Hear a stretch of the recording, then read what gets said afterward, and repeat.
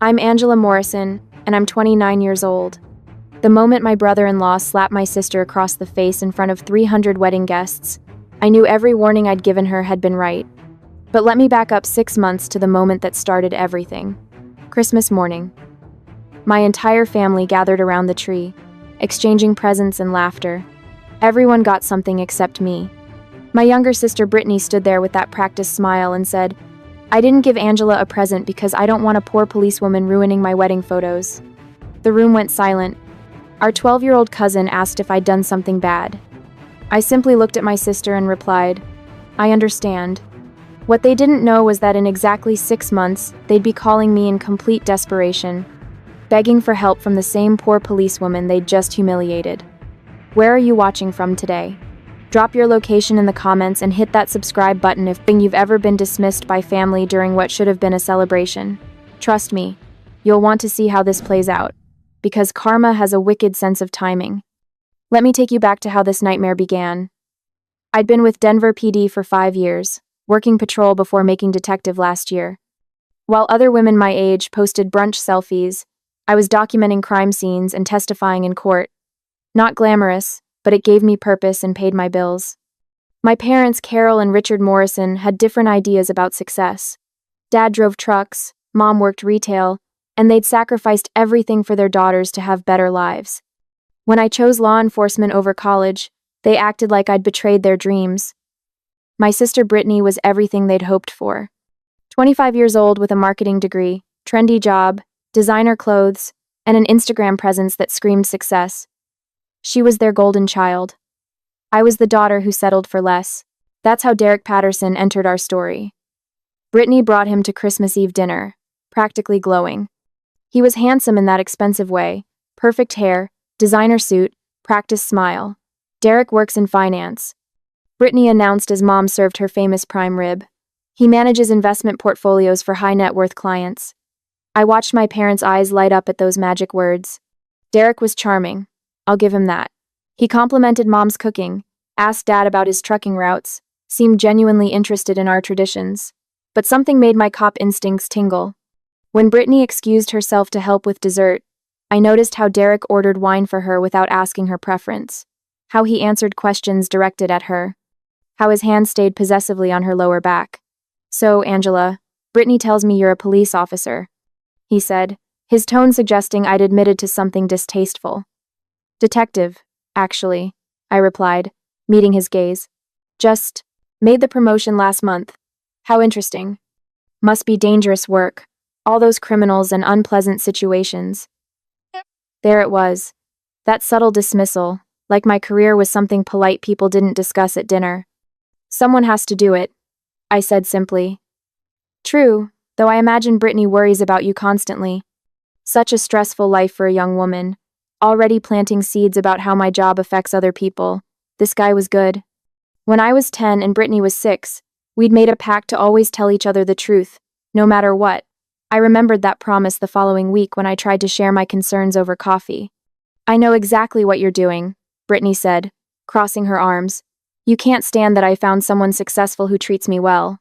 "That's not true. I just think you should take things slow. You've only been dating 2 months. 2 amazing months. Derek is everything I've ever wanted. He's successful, ambitious, and actually wants to build a future together. Unlike some people who date other cops and call it settling.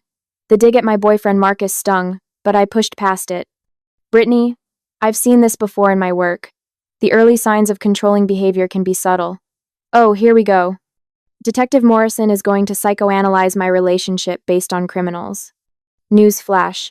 Angela, not every successful man is a predator just because you spend your days dealing with society's worst. I'm not saying Derek is a criminal. I'm saying some of his behavior feels possessive. The way he steers conversations, answers questions for you. You mean how he's protective and attentive? How he actually cares about my thoughts and feelings? You wouldn't understand because you've never had someone treat you like you're precious. I left that coffee shop knowing I'd lost the first battle for my sister's soul. 4 months later, Derek proposed at an expensive restaurant with a ring that probably cost more than my annual salary. The engagement party was held at his country club, the kind of place where I felt underdressed despite my best outfit. I watched Derek work the room like a politician, keeping that possessive hand on Brittany's lower back constantly. The breaking point came when Brittany started telling a college story, one of her favorites. Halfway through, Derek interrupted with forced laughter. "Sweetheart, I don't think our guests want to hear about your wild college days. Let's tell them about our honeymoon plans instead." Brittany's face fell for just a second before she plastered on a bright smile and shifted topics. But I caught that moment of hurt, and it confirmed every instinct I'd been trying to ignore. Over the next 3 months, I watched my sister disappear piece by piece. The changes started small. Brittany stopped showing up to our monthly sister lunches, claiming Derek had planned surprise romantic gestures that always coincided with our standing dates. When I suggested rescheduling, she'd get defensive. Then came the bigger changes. Brittany quit her marketing job, the one she'd loved talking about for hours. "Derek thinks I'll be happier focusing on our relationship and planning our future," she explained when I called, concerned. "He makes more than enough for both of us. He wants me to feel secure and cherished." "But you love that job," I reminded her. That was before I understood what really matters.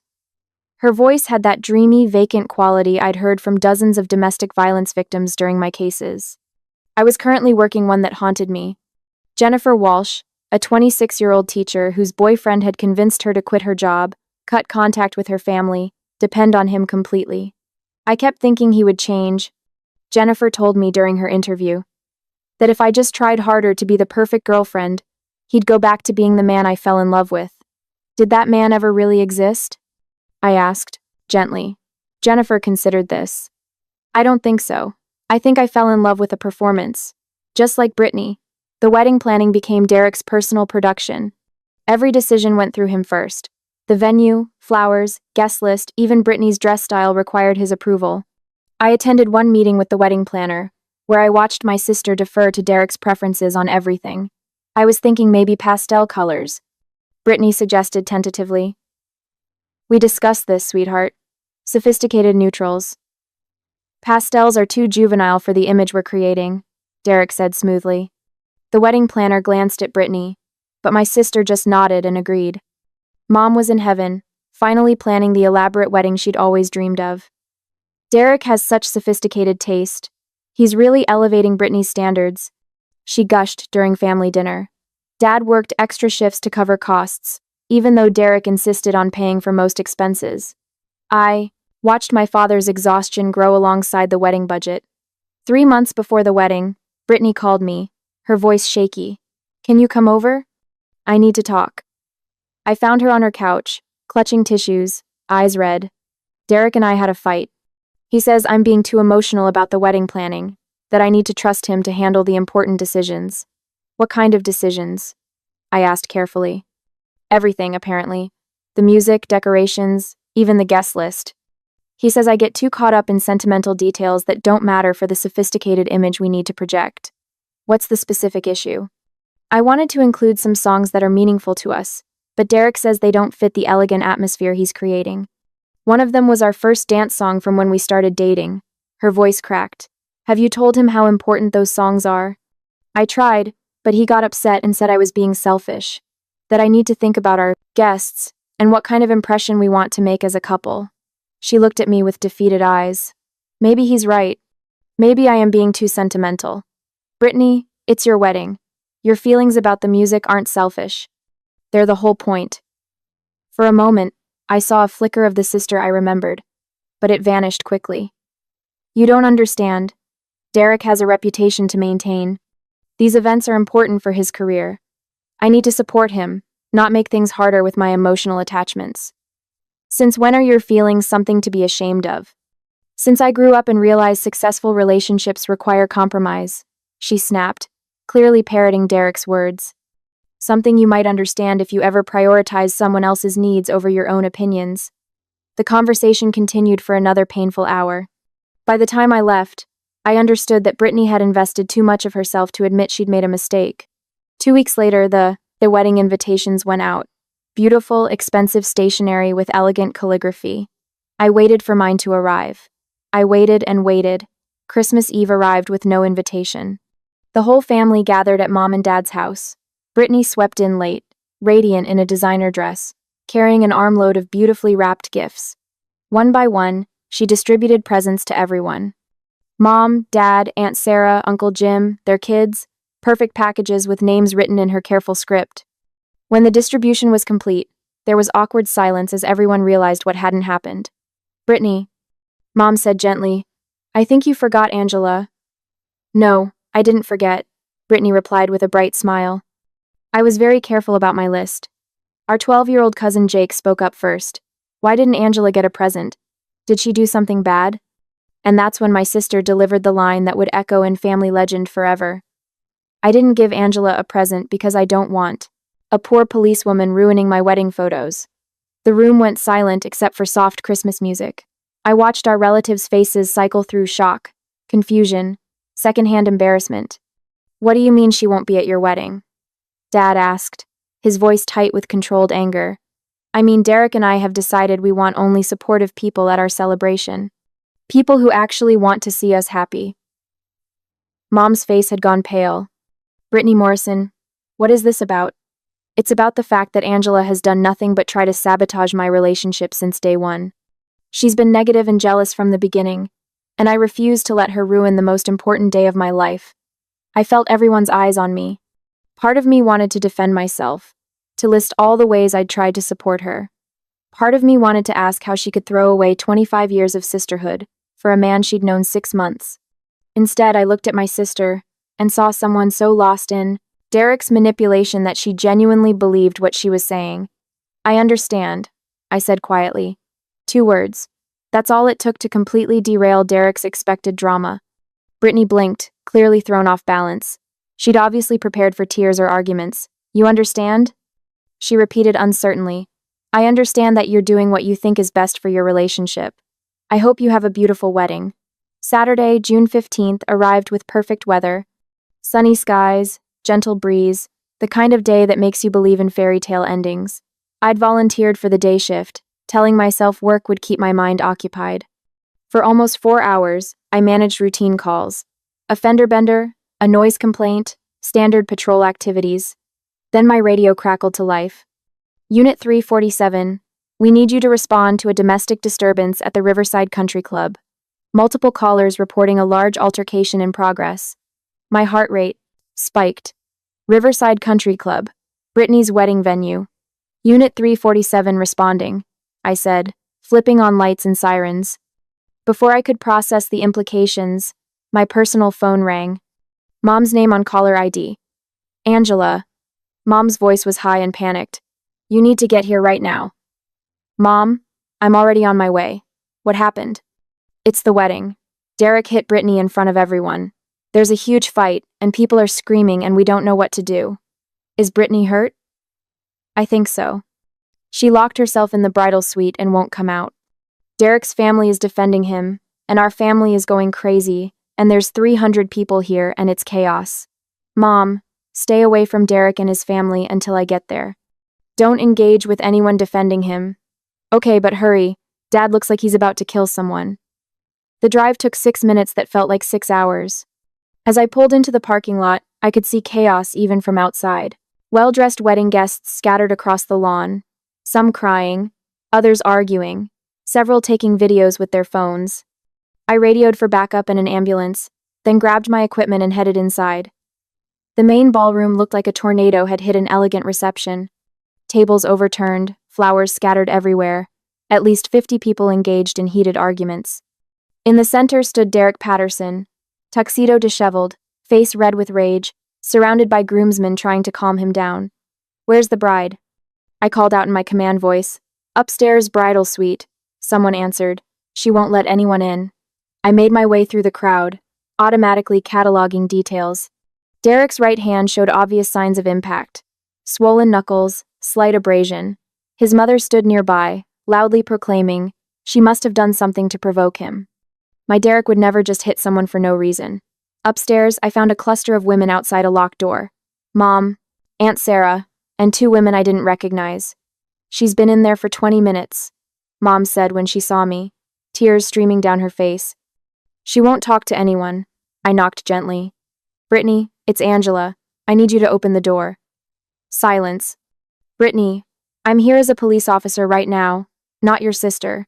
I need to make sure you're safe and document what happened. Can you let me in? After a long moment, I heard the lock turn. The door opened just enough for me to slip inside, then immediately closed again. My sister stood in the middle of the elegant bridal suite, still in her beautiful wedding dress, makeup ruined by tears. On the left side of her face was a vivid red handprint, already beginning to swell. "Oh, honey," I whispered, professional detachment warring with my desire to pull her into my arms. "You were right," she said quietly, not meeting my eyes. "You were right about everything, and I was too stupid to listen." "You weren't stupid. You were being manipulated by someone very good at it. And now he's shown 300 people exactly who he really is." Brittany finally looked at me, and I saw my real sister for the first time in months. He hit me because I was dancing with Tommy, cousin Tommy who we grew up with. Derek said I was flirting, that I was embarrassing him in front of his business associates. In front of everyone? 300 people watched my husband slap me on our wedding day. And then his family started making excuses, saying I must have done something to provoke him. Through the window, I could see more police cars arriving. "Brittany, I need to ask you some official questions now. Has Derek ever been physically violent with you before?" "Not hitting, but he's grabbed me hard enough to leave bruises. And he's threatened to hit me when he's been drinking or when I don't agree with him about something." We talked for another 10 minutes while I documented her injuries and statement. When we finished, I radioed downstairs to confirm Derek had been arrested for assault. "What happens now?" Brittany asked. "Now you get medical attention, we photograph your injuries, and you decide whether you want to press charges. Everyone will know I married an abuser. Everyone already knows Derek hit you at your wedding. The only question is whether you're going to let him get away with it." Brittany stared out the window at the parking lot where wedding guests were slowly dispersing. "I want to press charges. And I want to go home with you."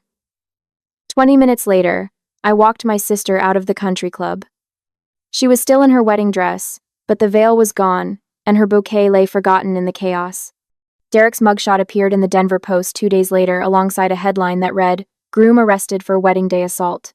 The wedding video someone had posted on social media showed Derek slapping Brittany, her shocked reaction, and the absolute chaos that followed. Within 24 hours, it had hundreds of thousands of views.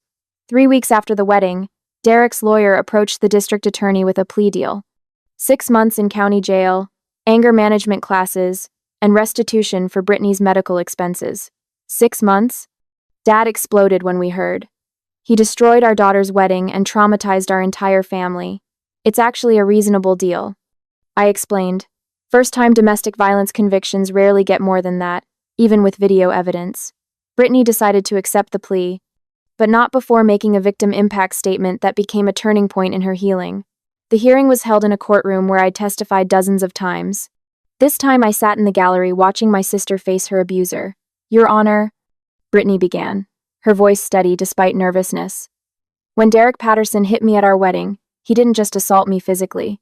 He destroyed what should have been the happiest day of my life, and shattered my ability to trust my own judgment. But Derek's assault wasn't the end of my story. It was the beginning of my freedom. For months, he controlled what I thought, how I acted, who I spent time with. He convinced me that my family's concerns came from jealousy instead of love. When Derek hit me, he revealed his true nature to everyone watching. He gave me irrefutable proof that my sister was right about him all along." After the hearing, Derek was led away in handcuffs to begin his sentence. But Derek's revenge came exactly 3 weeks after his release. I was finishing my shift when Sergeant Rodriguez called me into his office with a grim expression. "Close the door, Morrison. I've received multiple formal complaints against you. Excessive force, harassment, abuse of authority, all filed within the past week." "What kind of complaints?" "According to these witnesses, you've been targeting Derek Patterson and his associates, conducting unauthorized surveillance, making threatening phone calls. There's even alleged security footage. Mike, you know this is garbage. I haven't had any contact with Derek or his people since the court hearing. I believe you, but Internal Affairs has to investigate. You're suspended with pay pending the outcome." Over the next 2 weeks, I worked harder clearing my name than I'd ever worked on any case. Phone records, GPS data from my patrol car, security footage from businesses, anything establishing my whereabouts during Derek's alleged incidents. The breakthrough came from Derek's own arrogance. His business partner, the one claiming I'd stalked him, had been arrested for DUI the same night he alleged I was following him home. The arrest report showed he'd been picked up heading in the opposite direction from his house, drunk and driving erratically. One by one, Derek's carefully constructed lies fell apart. The security footage was from wrong dates. The phone records he claimed supported his harassment. Allegations actually proved I was testifying in court during the alleged calls. Derek's biggest mistake was getting too specific. He claimed I'd called his mother on a Tuesday at 3 p.m., making threatening statements. Unfortunately for him, my phone records and court transcripts proved I was giving testimony in a completely different case at that exact time. 3 weeks after my suspension began, I was reinstated with full back pay and a formal apology. Derek, meanwhile, was arrested again, this time for filing false police reports and obstruction of justice. The irony wasn't lost on me that I got to arrest him again. "Derek Patterson," I said, placing handcuffs on his wrists outside his office building. "You're under arrest for filing false police reports and obstruction of justice." The look of rage and humiliation on his face was almost worth the weeks of stress. "You think you've won?" he snarled as I led him to the patrol car. "This isn't over." "Actually, it is over. You tried to destroy my career with lies, and all you did was add more felonies to your record." Derek's second trial was swift and decisive. With clear evidence of his false allegations, the judge sentenced him to 18 months in state prison. 6 months later, Derek was dead. According to the report, he'd been found in his cell one morning, the victim of a heart attack. He was 33 years old. When I told Brittany, she was quiet for a moment, then said simply, "Free." For the first time since I met him, I feel completely, utterly free. 1 year after the wedding disaster, Brittany called with news. "I'm dating someone. His name is James Chen, and before you start profiling him, he's a pediatric nurse at Denver General. We met at a domestic violence awareness seminar where I was speaking." "Tell me about him," I said, trying to keep my voice neutral. He approached me afterward to thank me for my presentation and share his experience working with kids from abusive homes. When he asked me out, he immediately said we could meet somewhere public, and I could bring a friend if that would make me feel safer. "When do I get to vet him?" Brittany laughed. "Tomorrow night. Family dinner at Mom and Dad's. Fair warning, he's nervous about meeting the cop's sister who saved me from my abusive ex-husband." The next evening, I arrived prepared to conduct the most thorough, informal interrogation of my life. James was average height with kind eyes and an easy smile. He'd brought flowers for Mom, wine for Dad, and homemade cookies. "You must be Angela," he said when Brittany introduced us. "Thank you for being there for Brittany when she needed you most." During dinner, I watched their interactions with detective intensity. James's attention was protective without being possessive, attentive without controlling. When Brittany expressed opinions, he listened thoughtfully instead of dismissing or correcting her. Most tellingly, when Brittany mentioned her advocacy work, James's face lit up with genuine pride. "She's incredible at it. Last month, she helped a woman leave her abuser after months of failed professional interventions. Brittany has this way of connecting with survivors that cuts through fear and confusion." After dinner, I cornered James in the kitchen. "So, what are your intentions with my sister?"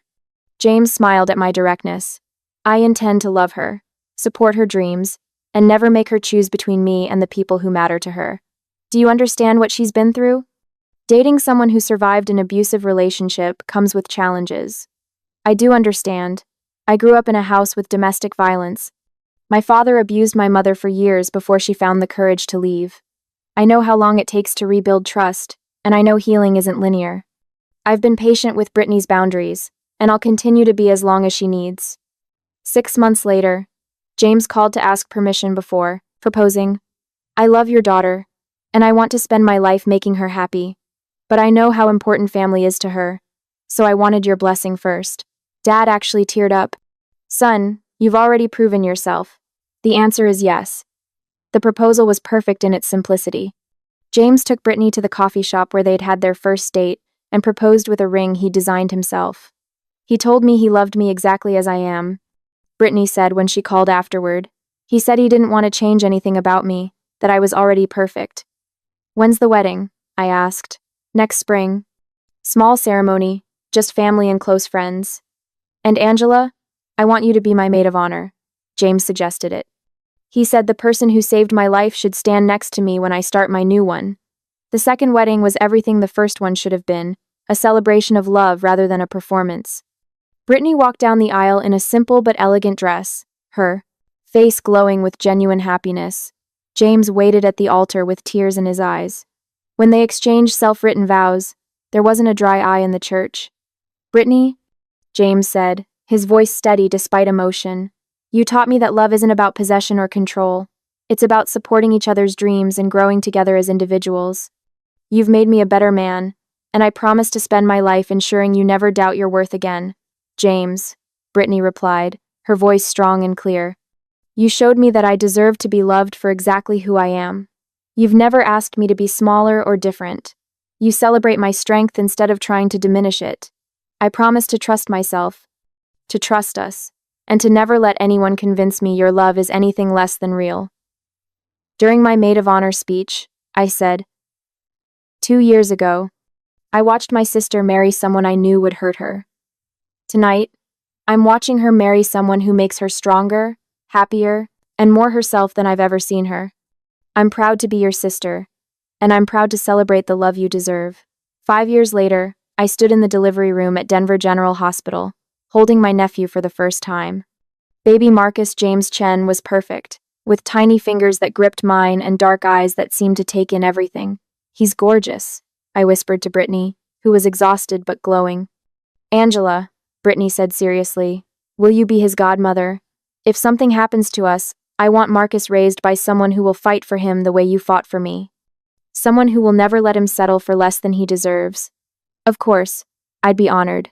As I watched my sister with her son, I marveled at how far we'd all come. Brittany had built a successful career as a victim's advocate, helping survivors navigate the legal system. James had been promoted to head nurse in pediatric ICU. They'd bought a house 2 blocks from our parents, creating the multi-generational support system Derek had tried to destroy. "Do you ever think about Derek?" Brittany asked suddenly. "Sometimes. Do you?" "I used to have nightmares about him for months, but now when I think about him, it's different. He's like a character from someone else's story." "What changed?" Brittany looked at her sleeping son. "This little guy. Derek tried to convince me I wasn't worthy of love, that I needed to earn affection by being perfect. But holding Marcus, loving him unconditionally just because he exists, I finally understand what real love feels like. And how does it feel? Safe. Real love feels safe." If this story resonated with you, make sure to like and subscribe for more stories about family, resilience, and the power of never giving up on people you love. Sometimes the most painful experiences lead to our greatest victories, and sometimes the people who try to hurt us end up making us stronger than we ever imagined. Drop your thoughts in the comments below, and don't forget to share this story with someone who needs to hear it. Thanks for watching.